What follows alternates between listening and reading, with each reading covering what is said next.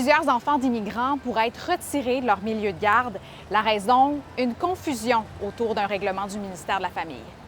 Le 9 juillet, le ministère a précisé la directive. Les milieux de garde subventionnés ont donc dû se conformer et exclure des enfants dans un délai de 14 jours. À Sherbrooke, par exemple, 17 enfants ont perdu leur place à la garderie. L'établissement avait octroyé des places subventionnées à une quarantaine d'enfants de parents immigrants, ignorant qu'ils n'étaient pas admissibles selon la loi sur les services de garde éducatifs à l'enfance.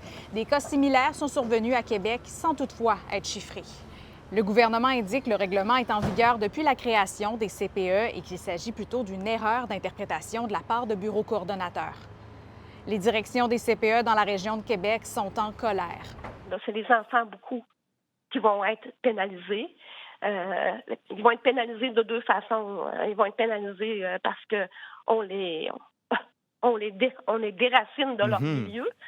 Mais si les parents perdent leur emploi aussi, parce qu'ils ne sont pas capables de rester en emploi, parce qu'ils ont perdu leur place en service de garde. La ministre répond être très sensible à la situation vécue par certains parents, mais par souci d'équité envers l'ensemble de la population québécoise, les ressortissants étrangers temporaires doivent répondre à certains critères.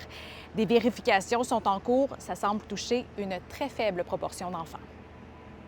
Des réseaux de fraudeurs liés à l'immigration d'étudiants africains sont dans la mire de l'unité permanente anticorruption. En fait, une enquête a été déclenchée au mois de mai, juste après les révélations de Radio-Canada.